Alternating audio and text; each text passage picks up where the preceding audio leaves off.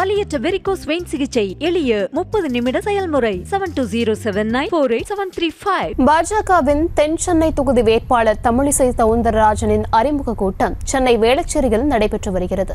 இது குறித்தான கூடுதல் விவரங்களை தர இருக்கிறார் செய்தியாளர் ஜெர்ரி. வணக்கம் ஜெர்ரி, விவரங்கள். வணக்கம். கடந்த நாடாளுமன்ற தேர்தலில் தூத்துக்குடியில் திமுக வேட்பாளர் கனிமொழி 3,24,161 வாக்குகளை பெற்றார். அதிமுக கூட்டணியில் பாஜக சார்பில் களமிறங்கிய தமிழிசை சவுந்தரராஜன் 1,14,401 வாக்குகளை பெற்றார். இந்நிலையில் விட்டதை பிடிக்க அதே தொகுதியில் தமிழிசை போட்டியிடுவார் என எதிர்பார்க்கப்பட்டது. ஆனால் அவர் தென் சென்னையில் போட்டியிடுவார் என அதிகாரப்பூர்வமாக அறிவிக்கப்பட்டது. மக்களவைத் தேர்தலுக்கான பாஜகவின் 3ஆம் கட்ட வேட்பாளர் பட்டியல் வெளியான நிலையில் தென் சென்னை தொகுதியில் தெலுங்கானா முன்னாள் ஆளுநருமான தமிழிசை சவுந்தரராஜன் போட்டியிடுவார் என அறிவிக்கப்பட்டுள்ளது.